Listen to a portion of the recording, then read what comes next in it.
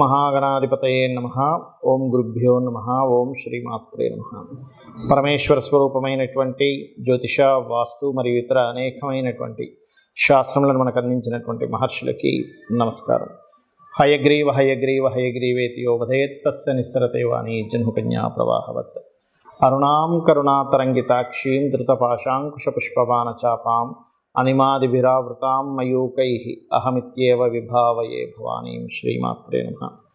ప్రేక్షకులకి ఆ లలితాంబిక అమ్మవారి యొక్క అనుగ్రహం పరిపూర్ణంగా కలగాలని మనస్ఫూర్తిగా కోరుకుంటూ మనం ఈరోజు చెప్పుకోబోయేటువంటిది ఈ వార ఫలితాల్లో ముఖ్యంగా 19వ తేదీ నుంచి 25వ తేదీ వరకు ఉన్నటువంటి గ్రహస్థితి ఏ విధంగా ఉంది అని చెప్పి చూసుకున్నట్లయితే, ముఖ్యంగా ఈ వారం చంద్రుడు కన్యారాశి నుంచి వృశ్చిక రాశి వరకు సంచరిస్తున్నాడు. అదేవిధంగా కన్యారాశిలో కేతువు, మీనరాశిలో రాహు యొక్క సంచారం, శని భగవానుడు మనకి ఇంకొక 11 నెలల వరకు కూడా కుంభరాశిలోనే ఉంటాడు. అదేవిధంగా మేషంలో బుధుడు నీచత్వాన్ని పోయి బుధుడు ఆల్రెడీ మేషంలో సంచరిస్తున్నాడు మనకి. దీంతో పాటు అతి ముఖ్యంగా మనకి రవి వృషభ రాశిలో ఉంటూ శుక్రుణ్ణి గురువుని అస్తంగత్వం చేసుకుని ప్రస్తుతం మౌఢ్యమి సమయం నడుస్తుంది. అయితే ఈ యొక్క గ్రహస్థితిని అనుసరించి ఎటువంటి జాగ్రత్తలు తీసుకోవాలి? ఎందుకంటే ఇప్పుడు ప్రజెంట్ మీనరాశిలో కుజుడు, రాహు కూడా ఉన్నారు. కాబట్టి ఎటువంటి జాగ్రత్తలు తీసుకోవాలి, ఏ విషయాల పట్ల మీరు జాగ్రత్తగా ఉండాలి, అదేవిధంగా ఏ విషయాలు మీకు బాగున్నాయి అనేటువంటి విషయాన్ని మనం ఒక్కొక్క లగ్నరీత్యా, లగ్నం తెలియని వారి రాశిరీత్యా తెలుసుకుందాం. ధనుర్లగ్నము ధనస్సు రాశి. ధనస్సు వారికి కనుక చూసుకున్నట్లయితే ఇక్కడ రాశినాథుడు ఎవరైతే గురువు ఉన్నాడో అస్తంగత్వ దోషంలో ఉన్నాడో 6వ స్థానంలో. కాబట్టి మీరు స్త్రీలతో, ముఖ్యంగా జీవిత భాగస్వామితో కావచ్చు, లేకపోతే ఇంకేదైనా స్త్రీలతో, ఈ లగ్నం అధిపతి అస్తంగత్వంలో ఉన్నందుకు కోర్టు కేసు వ్యవహారాలకు సంబంధించినటువంటి విషయంలో ఈ మాట మాట్లాడితే అనవసరంగా కేసు అవుతుంది, లేకపోతే ఈ యొక్క చర్య తీసుకుంటే అనవసరంగా కేసులోకి ఇరుక్కుంటాం అనుకున్నప్పుడు మాత్రం పొరపాటును కూడా వాటి జోలికి వెళ్ళకండి. ఇంకేదైనా వాళ్ళు కాంప్రమైజ్, ఆల్రెడీ కేసు అయింది, కాంప్రమైజ్ చేసేసుకుందాం అనుకుంటే this is the right time. Yes, compromise చేసేసుకుంటాం అనుకోండి, కానీ లేదు మేము కోర్టులోనే చూసుకుంటాం అంటూ ఉంటారు కొంతమంది. కానీ ఇలా అస్తంగత్వ దోషంలో ఉన్నప్పుడు మీరు కోర్టు వ్యవహారాల జోలికి వెళ్తే మాత్రం ఇబ్బంది పడతారు. ఉంటే ఒకవేళ మీకు నేను చెప్తున్నా. అలాగే కొంచెం ఈ కుటుంబ సభ్యులతో ఏదైనా భూమి మూలంగా కొంత ఘర్షణ వాతావరణం చూపిస్తుంది. కాబట్టి ఈ యొక్క విషయాల్లో కాస్త జాగ్రత్తగా ఉండండి. కాకపోతే రాజకీయ నాయకులకి మరియు కాంపిటీషన్ రిలేటెడ్ సంబంధంగా చేసే ప్రయత్నానికి చాలా బాగుంది, అందులో ఎటువంటి సందేహం లేదు. అలాగే కొన్ని పురాతనమైనటువంటివి, కొంతమంది పురాతన విద్యలు నేర్చుకుంటూ ఉంటారు, పురాతనమైనటువంటి పెయింటింగ్స్ కొంటూ ఉంటారు. అట్లాంటి కొంతమంది కొంత టేస్ట్ ఉంటుంది, అటువంటివి ఏమైనా సేకరించడం కూడా జరుగుతుంది ఈ వారం మీకు. కాకపోతే 19, 20 తేదీలు మాత్రం జాబ్ సంబంధించిన విషయంలో తొందరపాటు పడకండి. ఇక్కడ మీకు ప్రత్యేకంగా విదేశాలకు వెళ్ళి స్థిరపడడానికి, అక్కడ ఉద్యోగం చేయడానికి, అక్కడ ఏదైనా సరే చదువుకోవడానికి మాత్రం చాలా పాజిటివ్గా ఉంది మీకు గ్రహస్థితి. కాకపోతే ఈ 6లో ఉండేటువంటి గ్రహాలే అప్పులు, రుణాలు, రోగాలు, శత్రుత్వాలతో జాగ్రత్తగా ఉండండి అనేటువంటి సూచిస్తుంది. ఏమీ భయపడకండి. సింపుల్గా మీకు ఎక్కువ అప్పుతో ఇబ్బంది పడుతున్నారు, ఓం అపర్ణాయ నమః చేసుకోండి. శత్రువులు ఎక్కువగా ఉన్నారు, ఓం స్కందాయ నమః చేసుకోండి. లేదండి మాకు ఎక్కువగా కోర్టు కేసు వ్యవహారాలు ఇబ్బంది పడుతున్నాం, జయ గురుదత్త, శ్రీ గురుదత్త అనుకోండి. ఇవి చేసుకుంటే సరిపోతుంది. కాకపోతే ఇక్కడ ఏంటంటే ఈ 6లో ఉండే గ్రహాలు పర్టికులర్గా ధనుర్లగ్నం వాళ్ళకి ఎక్కువ ప్రభావం చూపిస్తూ ఉంటాయి. అందులో ముఖ్యంగా ఈ కోర్టు కేసు, ఈ అప్పుల విషయంలో ఎక్కువ ప్రభావం చూపిస్తుంది. కాబట్టి ఈ మంత్రం చేసుకుంటే ఖచ్చితంగా మీకు బాగుంటుంది. దీంతోపాటు గోవుకి గోధుమ రవ్వ తినిపించడము, మీ యొక్క కెరీర్ విషయంలో బాగుండడానికి గణపతికి గరికతో పూజ చేయడం చేయండి. అయితే మీ లైఫ్ లాంగ్ మాత్రం చేసుకోవాల్సింది లక్ష్మీ నరసింహస్వామి యొక్క ఆరాధన చేయండి, అన్ని విధాలా బాగుంటుంది. చాలామంది నన్ను అడుగుతుంది ఏమిటంటే, జన్మజాతకంలో ఫలానా దశ నడిచేటప్పుడు ఎటువంటి జాగ్రత్తలు తీసుకోవాలి అని అడుగుతూ ఉన్నారు. ఒకటే గుర్తుపెట్టుకోండి, మీకు ఇక్కడ ఒక క్లారిటీ ఇవ్వబోతున్నాను. మీ యొక్క జన్మజాతకంలో ఏ దశ నడుస్తున్నా, చాలామందికి ఉన్న అపోహ ఏంటంటే, ఏమంటే గురుదశ నడుస్తే మంచిది, శుక్రదశ నడుస్తే చాలా మంచిది, బుధ దశ నడుస్తే మంచిది, శని అయితే మంచిది కాదు, కుజుడైతే మంచిది కాదు, రాహు అయితే మంచిది కాదు అని కొన్ని అపోహలు ఉన్నాయి. ఇలా కేతు అయితే మంచిది కాదేమో, అలా కాదు. ఎప్పుడు కూడా ఆ ప్లానెట్ ఎక్కడ ఉంది, అది ఎలాంటి ఫలితం ఇస్తుంది. ఎందుకంటే శుక్రదశలు, గురుదశలు నడిచిన వాళ్ళు, ఇబ్బంది పడ్డ వాళ్ళని చూశాను నేను.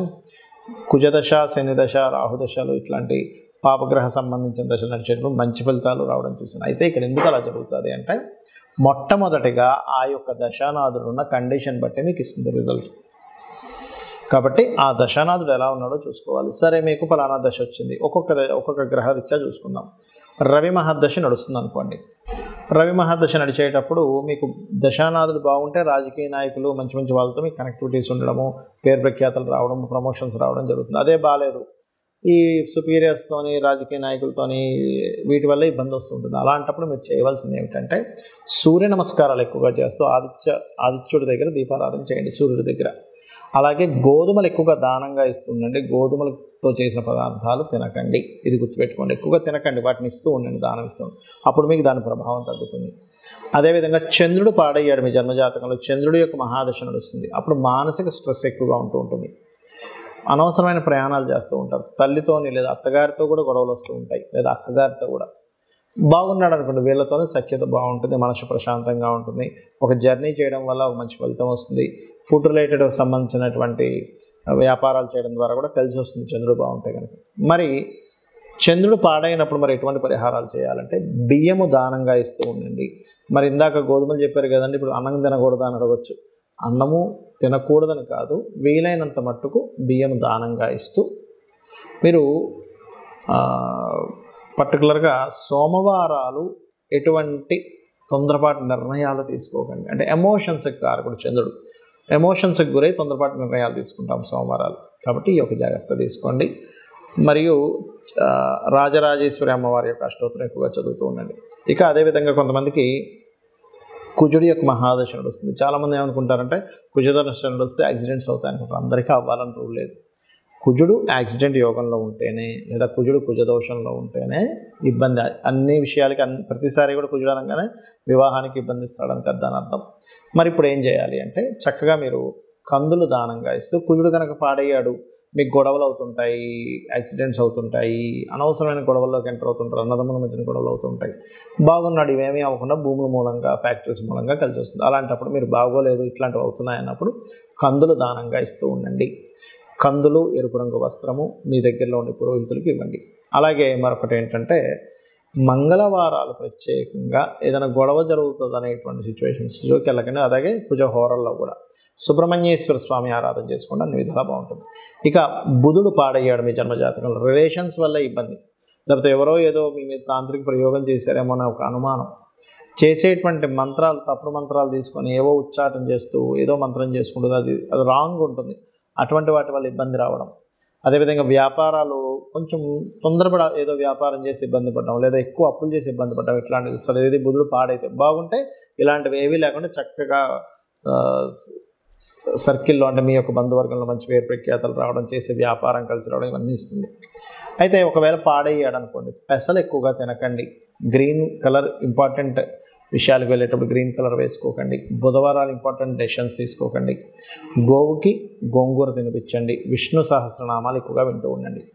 ఇక గురువు పాడయ్యాడు మీ జన్మజాతకంలో, గురు మహర్దశ వచ్చింది లేదా అంతర్దశ వచ్చింది. అప్పుడు ఏమవుతుందంటే రాంగ్ గైడింగ్లోకి వెళ్ళిపోతుంటాడు మనిషి, లేదా కోర్టు కేసెస్ అని, రాంగ్ గైడింగ్ అని, ఇట్లాంటివి జరుగుతూ ఉంటాయి. కొన్ని చేయకూడనటువంటి పనుల్లోకి కూడా వెళ్ళిపోతుంటాడు తెలియకుండా. అందుకని మీరు ఏం చేస్తారంటే గురు మహర్దశ నడిచేటప్పుడు ప్రత్యేకంగా మీరు గుర్తుపెట్టుకోండి, మీరు శనగలు దానంగా ఇస్తూ ఉండండి. శనగపిండితో చేసిన పదార్థాలు ఎక్కువగా తినకండి కూడా, ఎందుకంటే ఇది ఏమవుతుందంటే అది రోగభావంలో తీసుకెళ్తుంది ఆ పర్టికులర్ అంశం వల్ల. బాగున్నాడు, మంచి దేవతా అనుగ్రహం కలగడము, మంచి పుణ్యక్షేత్రాలకు వెళ్ళడము, మంచి మంచి గురువులు లభించడం, ఇట్లాంటివన్నీ జరుగుతూ ఉంటాయి. సో ఇది చేస్తూ దత్తాత్రేయ పారాయణం చేయండి. ఒకవేళ శుక్రుడు పాడయ్యాడు, స్త్రీలతో గొడవలు, ఇది వివాహం మూలంగా ఇబ్బందులు, వివాహం అవ్వకపోవడం, ప్రేమ వ్యవహారాల మూలంగా ఇబ్బంది, ధనపరంగా ఎవరికైనా ఇస్తే ఇబ్బంది, ఇట్లాంటివి అవుతూ ఉంటాయి. బాగున్నాడు, ఏమీ కాదు, చక్కగా స్త్రీల మూలంగానే సహకారం లభిస్తుంది, ఫైనాన్షియల్ గ్రోత్ ఉంటుంది, లగ్జరీ లైఫ్ ఉంటుంది, అన్నీ అద్భుతంగా వెళ్తూ ఉంటాయి. బ్యూటీగా అండ్ బ్యూటీ, మనీ, లగ్జరీ ఇవన్నీ అద్భుతంగా ఉంటాయి వీళ్ళకి. మరి ఈ శుక్రుడు పాడైతే కనుక మీరు బొబ్బర్లు దానంగా ఇస్తూ, పర్టికులర్గా మీరు శుక్రవారాలు పొరపాటును కూడా స్త్రీలతో ఎటువంటి ఘర్షణలో పెట్టుకోకండి. అమ్మవారి ఆరాధన, అమ్మవారి ఆలయాలకు వెళ్తూ ఉండండి. ఇక అదే శని భగవానుడు పాడేడు, ఏళ్ళనాడు శని నడుస్తుంది, లేదా శని మహర్దశ వచ్చింది, బాగున్నాడు, అద్భుతంగా ఉంటుంది, చిన్న చిన్న మీ కింద స్థాయి వాళ్ళతోనే మీకు మంచి సపోర్ట్ లభిస్తుంది. ఏం చేసినా కలిసి వస్తుంది. లాంగ్ టర్మ్ డెసిషన్స్, మంచి మంచి డెసిషన్స్ తీసుకుంటారు. శని బాగుంటుంది. శని బాగాలేడు అనుకోండి, మీ కింద పనిచేసే వాళ్ళతో మీకు ఇబ్బంది రావడం, ఆయిల్ బిజినెస్లు, ఐరన్ బిజినెస్ వల్ల ఇబ్బంది రావడము, జాబ్ లేకపోవడము, ఏ జాబ్ చేస్తున్నా సరే సాటిస్ఫాక్షన్ లేకుండా ఇలాంటివి అనిపిస్తుంటాయి. అలాంటప్పుడు మీరు కాలభైరవ అష్టకంగానే ఆంజనేయ స్వామి ఆలయాలకు కానీ రెగ్యులర్గా వెళ్తూ అనాకలిత సాదృశ్య చుబక శ్రీ విరాజితాయ నమః అనే మంత్రం చేసుకోండి. అన్ని విధాలా బాగుంటుంది. గోవుకి బెల్లం తినిపించండి. ఇక రాహుకేతువులు, రాహుకేతు ఇద్దరు ఛాయాగ్రహాలు కాబట్టి రాహువు కేతువు కానీ మహాదశలు నడుస్తూ బాగోపోతాయి. అన్డయాగ్నోసిస్ అంటే డయాగ్నోస్ చేయలేకపోతుంటాం, హెల్త్ ఇష్యూస్ అలాంటివి వస్తుంటాయి. అన్ప్రెడిక్టబుల్, అసలు ఏం జరుగుతుందో మనకు అర్థం కాదు, ఏదో ఒక మాయలాగా వెళ్తూ ఉంటుంది. రాహుకేతువులు పాడైతే బాగుంటే మంచి స్టేజ్ తీసుకెళ్తారు రాహుకేతువులు. కాబట్టి ఏ గ్రహమైనా మంచిదే. అయితే రాహు మహాదశ నడుస్తున్నప్పుడు దుర్గా ఆరాధన, కేతు మహాదశ నడుస్తున్నప్పుడు గణపతి యొక్క ఆరాధన చేయండి. మీకు అన్ని విధాలా బాగుంటుంది. మినుములు, ఉలవలు దానంగా ఇవ్వండి. అందులో పర్టికులర్గా రాహుకేతులు ఇద్దరూ పాడే రాహులో కేతు వచ్చేటప్పుడు ఖచ్చితంగా మీరు కాళహస్తికి వెళ్ళి రండి. శ్రీమాత్రే నమః.